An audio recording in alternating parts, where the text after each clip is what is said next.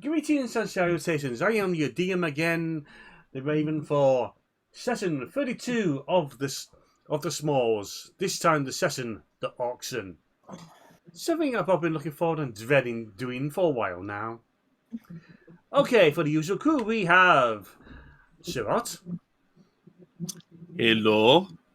Chief Ross sleep well here? We have Ladymage. Hello, everyone. What's this auction everyone's talking about? We have JKLantern. The last time I was at an auction, they were selling off bachelors. It was a fun weekend. Did you buy or were you being sold? Yes.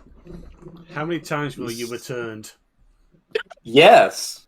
Someone actually paid for you. Several people actually paid for me. Was there a bidding war? There absolutely was a bidding war. We have StarprincessHLC. Hey, that rock kind of looks like Okasan. Can we buy that? And finally, much to my pleasure and honour, returning to the channel for, well, technically at this point, a second time, Arcane Griffin. Okay, I think I'm going to need everybody to make sure they're clear about what they're saying and doing at all times. Eyes on me, eyes on me. Yes, good, good. Thank you. What did you say? I was distracted by a cat. Perfect. Thank you. Oh, she's in stage manager mode. Everybody duck. I'm sorry, the ball manager belongs to me.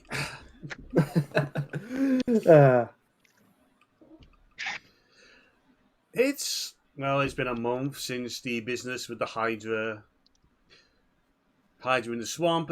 Another team was sent out to investigate the ruins just in case. And, well, they found something went on down on those ruins. It does look like the site where some kind of experimentation went on. Where even that Hydra was implanted into the swamp, since that isn't naturally, well, at least that particular swamp was not naturally a Hydra zone. It's a case of, yeah, there's some instrumentation, leftover bits and pieces, no notes, no nothing. It's not like we went to deal with Stitcher West's last experiment.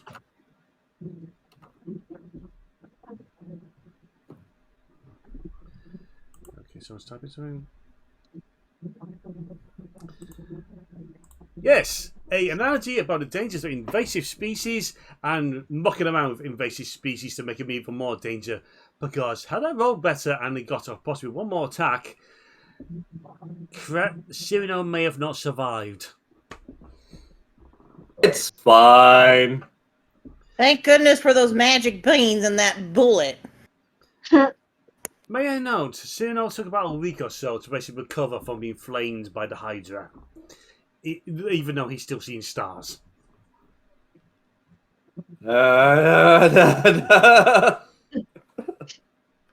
See, it's fine. Shifros has healing word. Every time Cyrano hits 0, he's gotten right back up. We get knocked down and we get up again. We get knocked down, we get up again. We get knocked down. Let me die. No, get up again. We begin with Cyrano being called away under You Turn Up or Else to a secret location, and there you are greeted by the unpleasant, or basically unwelcome appearance of Percy. Cousin, how are you doing today? Better, he says, working his arm. The last time you saw him, it was broken.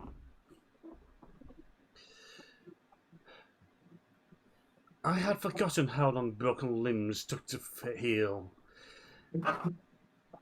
Well, if it's important as you are, I'm surprised they didn't devote any resources to helping you heal faster. Oh, ha, ha, ha. How does it feel to get your hands dirty like the rest of us? Oh, that's amusing. I get my hands dirty all the time. You are just busy getting drunk and running off. I do what the job tells me to do. Don't hate the player, hate the game. Had you done that job, your father, Captain, would never got married, would never lost her ship in the first place, and never mind. We have valuable diplomatic contacts now. We got news from a reliable source, unfortunately, that a certain relic is going up for auction in a local black auction market pretty much tomorrow. Now, unfortunately, they are well aware of the families, so any of pure bloods and much like myself, and if we turned up, well, they would pack up and bugger off. You had you had the advantage of they know about you, they know you're incompetent, or rather, the impression you give of being incompetent, I'm onto you. So as you can attend, I cannot. So what is this artifact you're needing me to acquire for you? Does the name Wagner mean anything to you? Oh, good. Great. Fantastic. You know, it's really good when someone like you even knows the name. Wagner may have never actually first party touched this realm, but his legend goes far. Apparently, the Eye of Wagner is going up for auction, along with a lot of other magical crap that may be dangerous, but we don't. But the families don't care. They want the Eye of Wagner out of anyone else's hands. From one set of dangerous hands to another set of dangerous hands. Please, the family barely trust necromancers of the best of times, so we barely employ them. We know, Bessie, the relics of the least god cannot be trusted. We need the item. We need it delivering to me so I can deliver it to a safe spot. Because I trust you to get a job done. The family does not trust you to put it somewhere safe. I mean, my first thought would be to throw it over the edge of one of the islands, but... Yeah, we don't know what's up near the core. So it's yes. How's the expedition for that been going, by the way? Let's put it this way, we'll have to delist personnel a lot quicker than we should. I liked Cousin Feathery. He will be missed. I want to know which vampire decided it'd be a good idea to breed with one of the bird folk for a vampire gallows. Seriously, a vampire chicken. I may have been drunk at a particular... Well, no, that would have been before my time, because Cousin Feather is older than me. That's a good question. Whose bright idea was that? I want to know, like I said, which vampire thought it's a good idea to impregnate a fucking gallows? Anyway, you got your mission, but we need the eye. Make sure no one else gets it. So no one else needs to get the eye of Vecna. Got it. Make sure no one ends up jamming it into the eyeball, because good God, we do not need a Vecna awakening on this plane. I'll see what I can do. You know, what resources do I have to devote to this? He hands you a big heavy bag. That is basically 500 platinum pieces. That is for the bidding war on the eye. If you can get it through just bidding on it, good for you. If you had to do something dirty to get it, and we can keep the money, that's better. If you do something, get the eye and not spend the money, but somehow the money disappears, be careful, cousin, because someone's going to have your eye. Because no matter what, you know, we have eyes on us. Oh, I am painfully aware of that. So no misappropriating family funds, yada yada. Yes. So, back to your. Oh, wait. Has the bird brain showed up yet?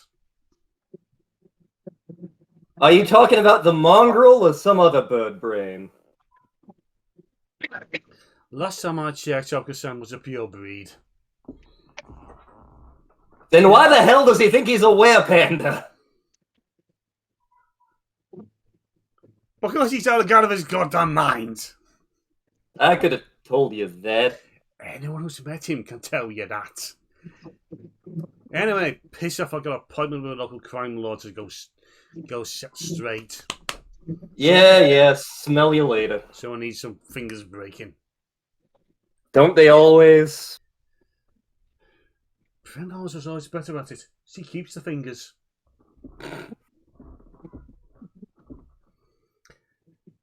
And so Cyrano returns back to the guild. Yep.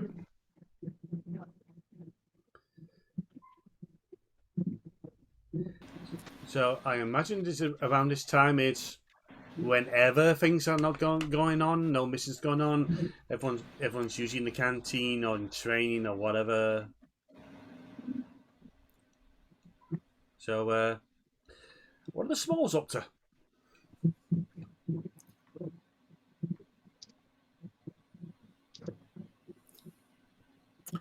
I guess I'll start. At this exact moment, Shifrost is setting tripwires all along the hallway Snark's office is at.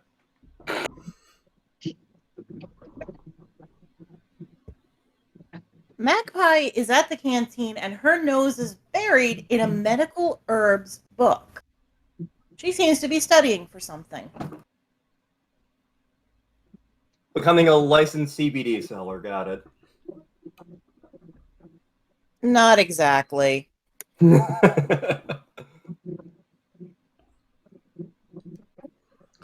And what's Yuki up to? Well, amidst of helping Cyrano heal from the last fight, her weird collection has gotten to the point where she's putting it all in the garden, and Groot is not a happy camper because of it. She is now either making or collecting gnomes that represent the Smalls and loved ones, isn't she? Maybe. And there's one Toby Jug. Yes. That that was was- Cyrano. That was a conversation while my parents were visiting. Mhm.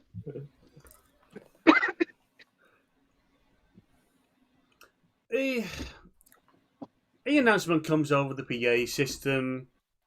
Doris is giving the announcement. Well, the Smalls, please report to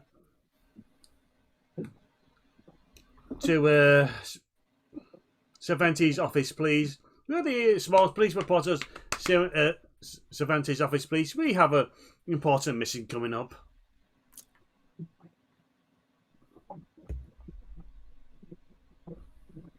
Magpie sighs, bookmarks the book, closes it, puts it in her pouch at her her bag of holding, and heads off to Cervantes' office.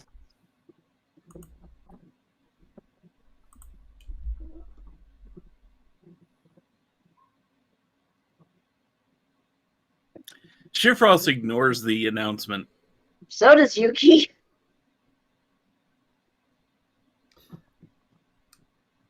One, 2, 3, 4, 5.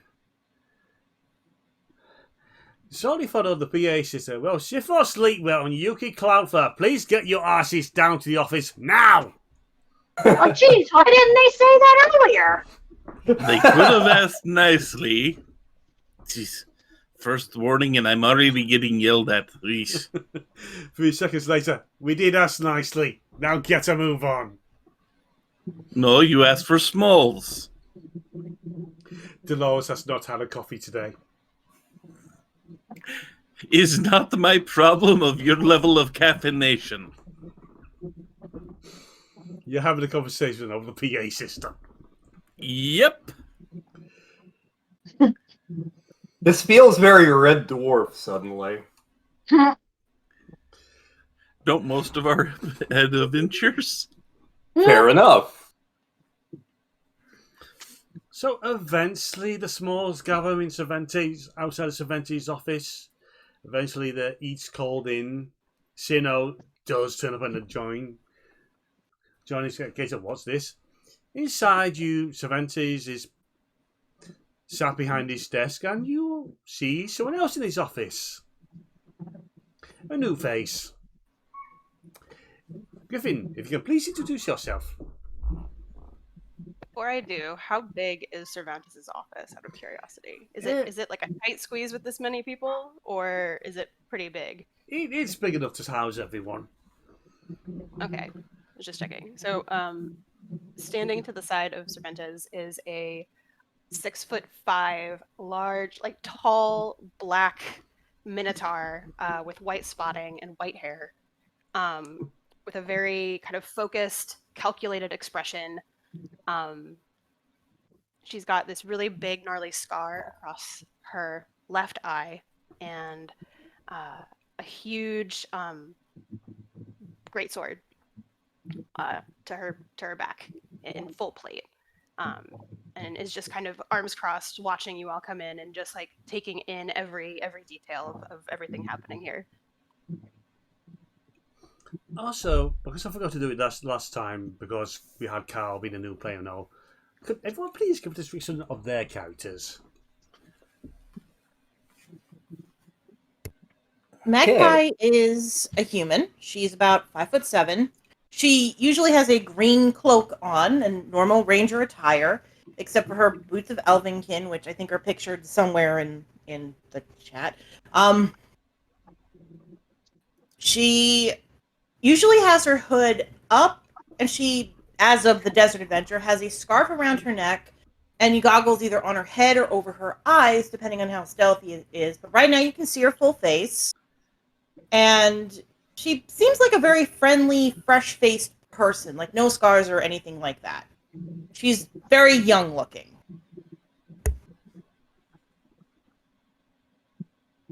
Okay. Shifross is a halfling, about just a little bit over 3 foot tall. He has green eyes, cinnamon skin, and light brown hair. He is generally dressed in not formal attire, but generally very sharp-looking outfits. Fashionable, but functional. And these days, you will never find him without his cloak of invisibility, already being worn. You also cannot see the full array of musical instruments he has at any given time, just because he has a bag of holding for that. What about a chicken hat? He can't wear that unless he wants to turn into a chicken, so it's hidden away too. If he puts it on, he turns into a chicken, so he can't wear it all the time. Oh, the moments he got a chicken hat, that was glorious. But yeah, he has medium length hair for a halfling that's always very nice and braided. You can tell he puts quite a bit of pride into his appearance. Cyrano is about 6'1", with long platinum blonde hair and blue eyes. He's wearing black and red clothing with a large hat with a feather in it. Very swashbuckler chic. He definitely appears to be a normal human. How big is the hat? Yes. As big as it needs to be. And Yuki is a silver-furred vulpin, so she basically just looks like a bipedal fox. Long silver hair, green eyes. She often is wearing a blue hat with a feather in the cap, and not much else to say on that. Okay, you gather around. Cervantes basically points to all the chairs that have been gathered. It definitely looks like a few more chairs have been pulled in to accommodate everyone. You also note that whoever has basically added the mustache to the portrait of his family behind him has not been removed. The entire family still has big bushy mustaches.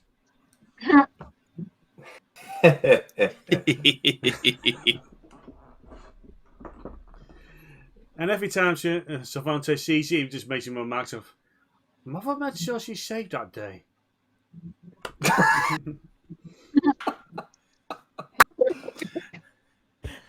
Next up, the eyebrows. Good to see you. Good to see you. Oh,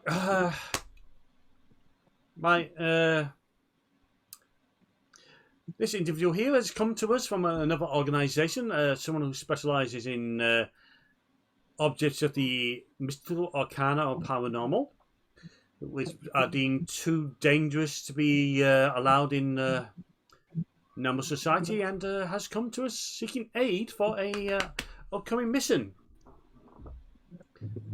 So, I leave this all to you. Well, first things first, I must say, Saints, or rather the Society for the Acquisition, Inventory, and Neutralization of Threatening Stuff, Saints, are you familiar with Saints here? What are you teaching these people? We mostly just teach people basically to make the best of what they can as heroes. Excellent, good. I'm not technically part of this organization. Yes, this freeloader somehow is still on the grounds, not paying any fees, getting food, housing. Fill in the damn forms and join the guild. Right. Well, I am Agent Estrella Amberhoof. You can call me Agent Amberhoof or Estrella, whatever you prefer. And as your leader here has said, I am part of a team that, there's some weird stuff out there, and we just need to go get it. So, yeah.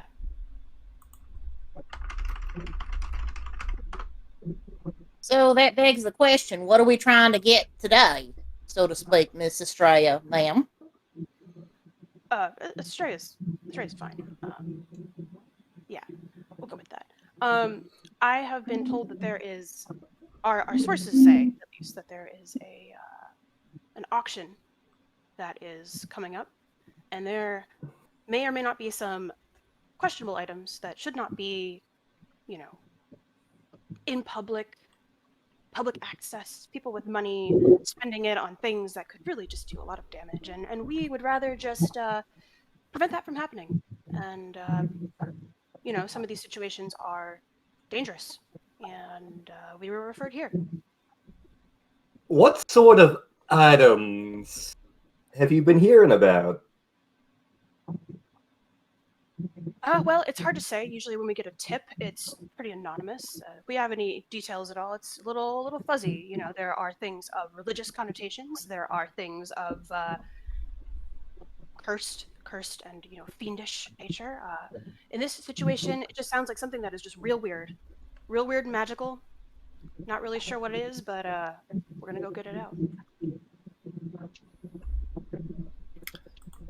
Have you tried talking to people running the organization? Maybe they would be amenable to helping you keep such items out of general population. That would be great, except they keep putting us on hold, and they've got this music that's really inane. It's like some sort of weird, harpsichord sounding. It's just really annoying. So, just better to go and deal with it in person. Shivros, I didn't know you were part of some auctioning organization. I am not. Why would I be part of auctioning organization? Then who invented the hold music? It doesn't sound like an instrument Shifrost plays. Now, if it was accordion or trumpet or tuba. They'd be more Shifross's thing. If I made hold music, it would be bagpipe. Do you want example? Be delighted, sir. By the way, Estrella, we're a little outside the box when we think. So just a heads up, we can be a little goofy sometimes. And Outside the speaking box, of exactly us what we're being looking for. outside box, why are you asking us to do this? Mostly because all the other agents are out on their own missions. You know, there's not very many of us here in Saints, and always looking for new recruits. But you know, you all came highly recommended, or at least the guild did. We came highly recommended for you, not say Tyrant's team or Tiny's team or any of the other slightly higher ranked teams. Look, you know, I just come here and do what they tell me to do. I'm just I'm here, and we're gonna do it. You're here.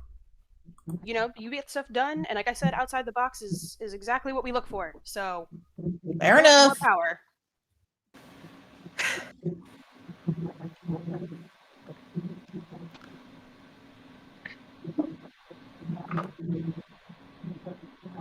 So where's his auction being held anyway?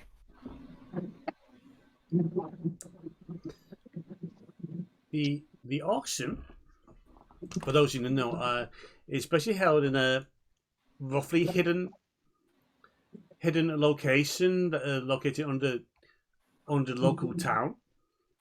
Access through one of the taverns. That was once one of the underground fight clubs. It's not the one you went to before, but it's near to one of them.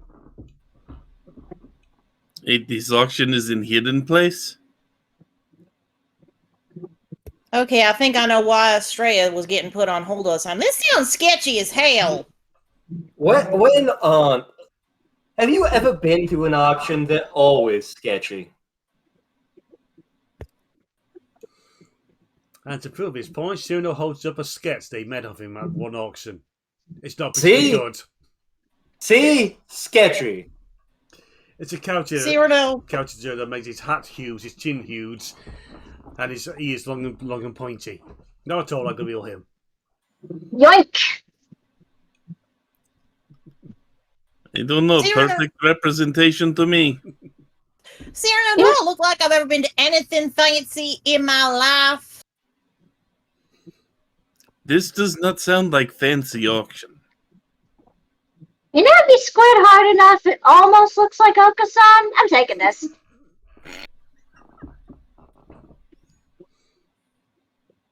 Anyway. Oh, since you came up, a brief intermission. I just need to look something up. Oh no. Let me get my D20. Okay, out on a narrow trail and otherwise on a remarkable mountainside.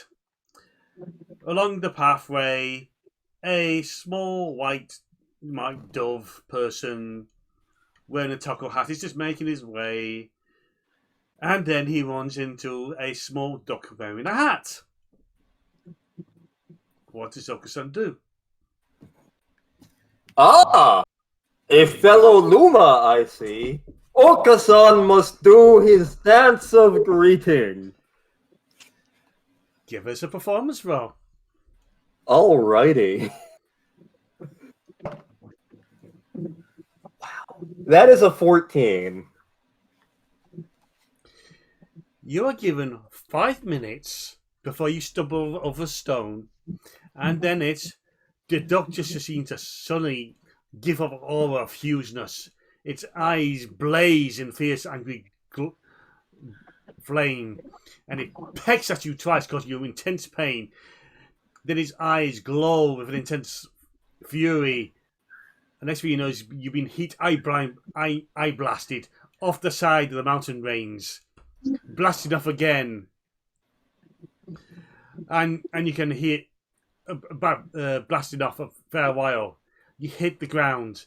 It then starts to flap its wings with intense fury, creating a tornado that quickly catches the Okusan, sending him flying off the mountain. And behind you, as you are no doubt enjoying the view on your way down, you can hear the duck letting out a mighty quack, and you recognize it as being as, "My mother was a saint, you asshole!" And now back to the Smalls.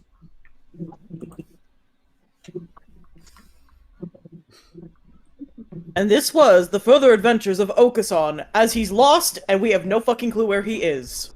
Oh, I know where he winds up. I absolutely know where he winds up, and that's gonna be fun later. We're finally deciding on a session that Lantern's going to host. About fucking time, dude.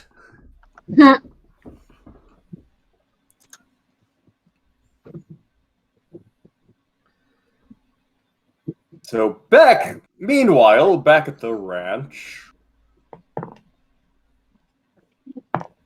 Alright, so the mission is to go to this auction that we roughly know where it is, to acquire things that we have no idea what the hell they are, and give it to this Minotaur person here.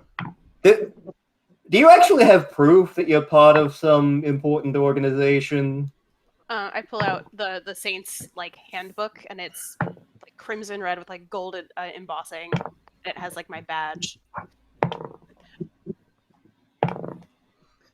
I imagine it's also as thick as not quite as one of the books that Dr. Human keeps on either Okusan or Snark, which is quite impressive.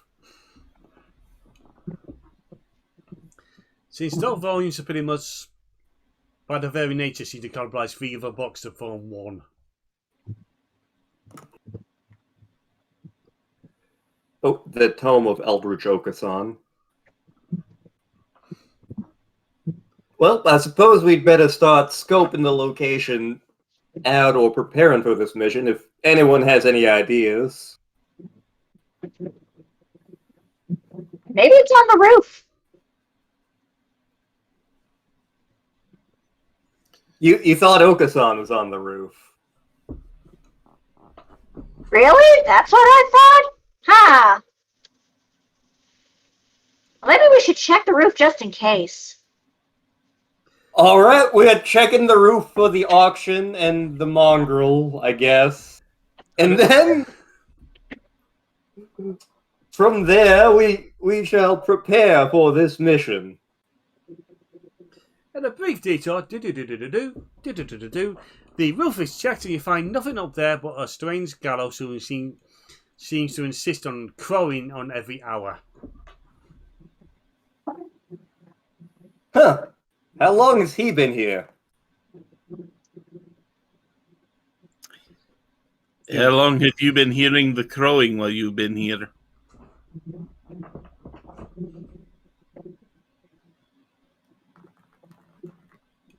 On discovering this gallows, he pulls out a card. Official hour caller. Huh. I guess he's on salary. Neat. And here until the clock tower's fixed. I'm here every hour, on the hour, to call out the hour. What's your name? Bob. Ah, I would have thought it'd been Chanticleer.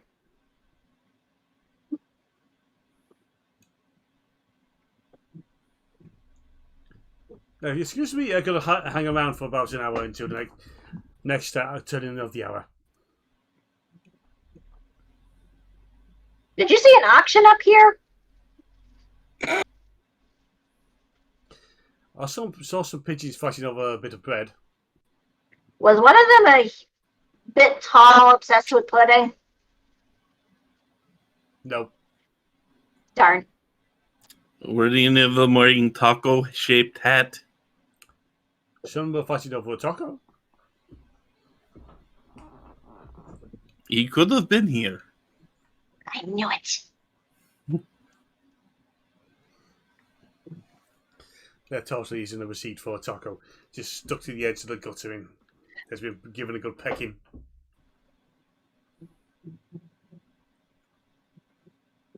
Unfortunately, no sign of auction. I think we need to look elsewhere.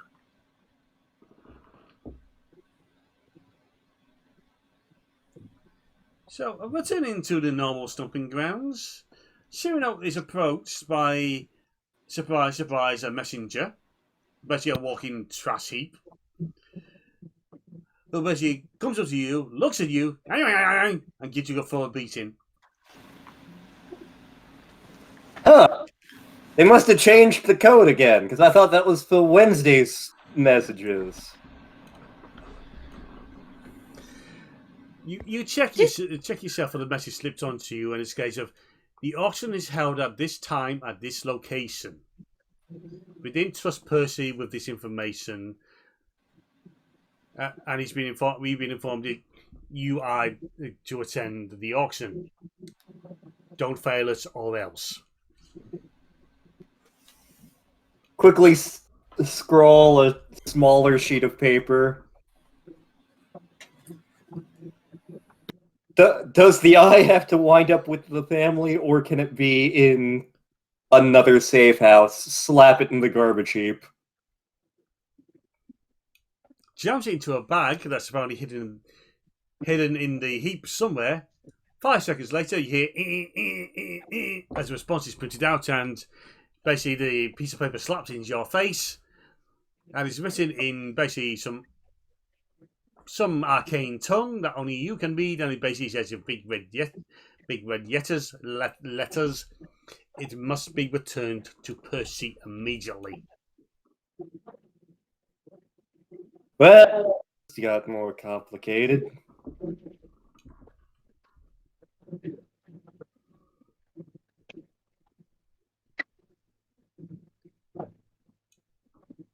Is the rest of the party seeing all of this by any chance? Oh, there's a good chance the party has seen Cyrano being accosted by a walking trash heap again.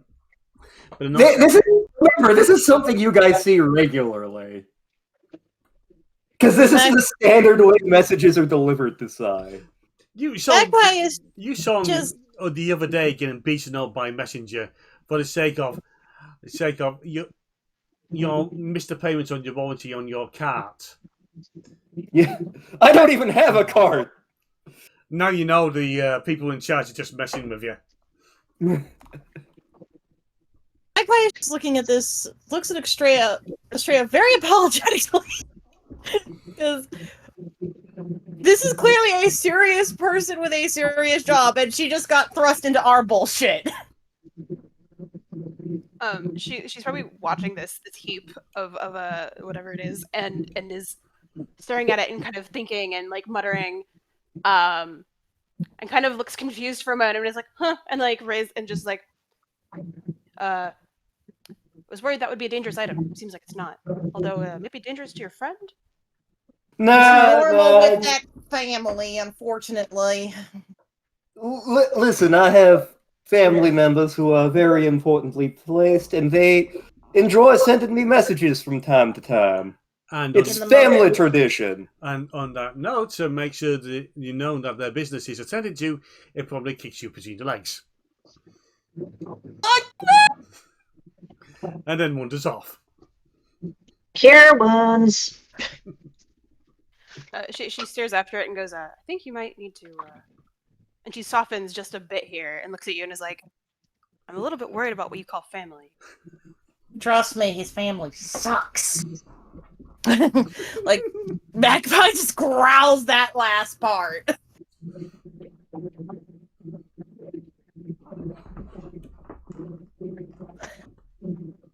Anyway, Miss Estrella, exactly how are we supposed to obtain the items that we're supposed to be looking for? Are we doing this the legal way, or are we going to have to get a little off the books?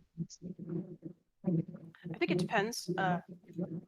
Given that we don't entirely know what is going on there and what's in there, I and the organization, should I say, are very open to whatever we have to do to get it done. Fair enough. Just making sure we know exactly what the border of what you're willing to do is before we do anything stupid. I mean, stupider if we could avoid, than. you know, egregious murder, that would be ideal. But, you know, for the most part, we get done what we have to get done. Isn't that right? You do the job that's in front of you.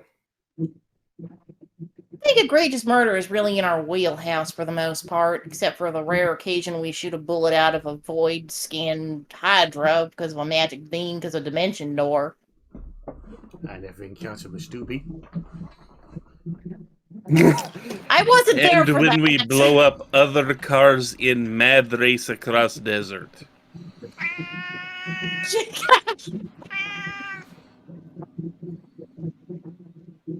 That being Is said, this things could water? also get Is that back? I think that's just an alley cat. No, Oh. that's one of the strays that haunt the guild that no one can really get rid of. It's a big black tomcat that basically just looks at everyone like, you're beneath me, feed me. Magpie gives him a little bit of food. Probably for the first time, you actually see Astrea full smile as she goes and attempts to pet the cat. The cat, He likes it. the cat tolerates your petting for the time being. And she's, that being said, obviously the organization also did give us quite a stipend if we do need to just do things more above the books. But I like to say Was it? there. Look, Teddy, I know you want to help us, but you can't go. You don't have any skills. He's a good distraction. Yes.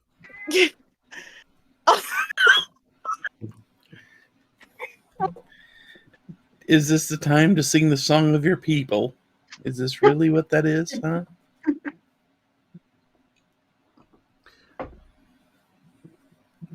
Okay, I don't usually do this, but it's a case of we got a bit of a late start. Things happened and whatnot. So I really want to cut on to the good stuff. So it's bringing an end to part 1, and the cat really does want to sing the song of his people. So No kidding. so enjoy that as we say goodbye to part 1 of episode 32 of the auction of the Bastard Smalls. So join us for part 2 later on. Later, folks. Later. Take care, everyone. Bye. Bye.